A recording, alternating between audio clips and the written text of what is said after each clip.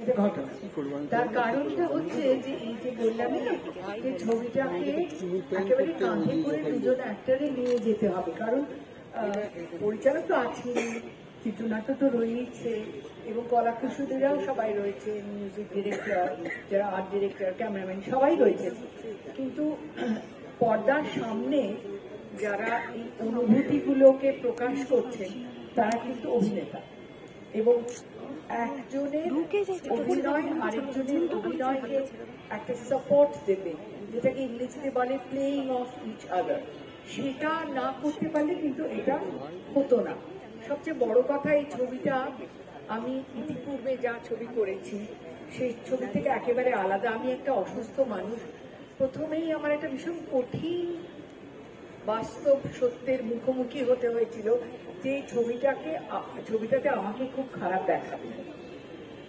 আর অনেক দিন ধরে বাণিজ্যিক ছবিতে অভিনয় করলে একটা সামান্য একটা ভ্যানিটি গোছের একটা তৈরি হয়, মানে একটু মুশকিল সেটাকে একেবারে ঝেড়ে ফেলা।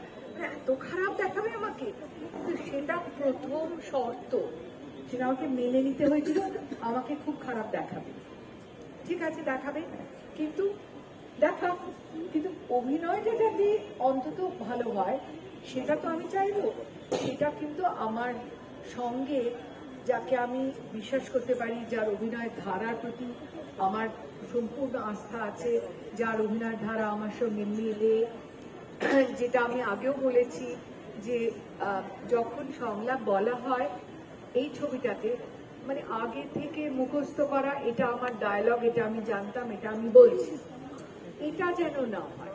মানে তার মধ্যে যেন একটা ইমিডিয়েসি থাকে, তার মধ্যে যেন মনে হয় যে এই মাত্র আমি এই কথাটা ভেবে আমি বললাম, সেটা বোঝা গেল যে আমি ভাবলাম। সুতরাং যেসব পজ আসে স্বাভাবিকভাবে, যেসব কথা হয়তো দুবার বলা হয়, স্বাভাবিকভাবে স্বতঃস্ফূর্তভাবে সেটা হতে হবে, এবং সেটা অত্যন্ত দক্ষ, অত্যন্ত ইন্টেলিজেন্ট এবং সেন্সিটিভ সহ অভিনেতা না হলে এটা করা যায় না। সুতরাং আমি সত্যি বলছি, অঞ্জন না থাকলে আমি ওকে বলতাম যে তোর গল্পটা খুব সুন্দর, কিন্তু আমি করবো না রে। না, ইনফ্যাক্ট এটা যেটা বলেও আমি শুরুতেই বললাম না যে এরা দুজন যদি না করতেন তাহলে ছবিটা হতো না, বিকজ আমি জানতাম, এটা দিয়ে আমাকে প্রথম দিনই বলেছে অঞ্জন করছে তো, হ্যাঁ, এবং সত্যি সত্যি আমি অঞ্জনদাকে ছাড়া ছবিটা করতে পারতাম না, এনাদিকে ছাড়া ছবিটা করতে পারতাম। চরিত্রটা ভীষণ মিষ্টি, মানে জয়িতাকে আমার যেটা ভালো লেগেছিল, জয়িতা খুব সাধারণ একটি মেয়ে, কিন্তু তার একটা সেন্স অফ হিউমার আছে।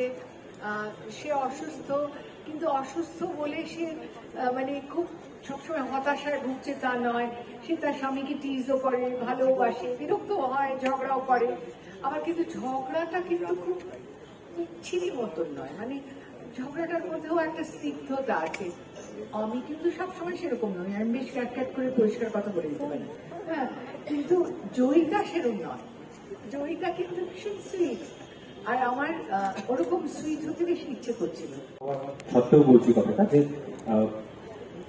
ভালোবাসা জিনিসটা প্রথমে একটা অ্যাড্রেনালিন রাশ থাকে, একটা উত্তেজনা থাকে প্রথম হওয়ার পর, তারপর যত সময় পেরোয় না জিনিসটা, যাকে আমরা বলি না, মানে ওয়াইনের ক্ষেত্রে বলি না ম্যাচিওর করে ওয়াইন সুন্দর করে বয়সের সঙ্গে সঙ্গে, সেরকম ম্যাচিওর করতে পারে, এবং তখন ওই মানে সেটেল করে জিনিসটা।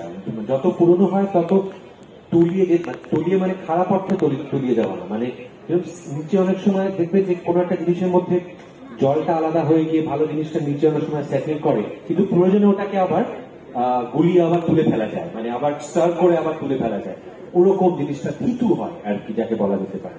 তো সেটা চেহারা বদলায়, সময়ের সঙ্গে সঙ্গে ভালোবাসার চেহারা বদলায়।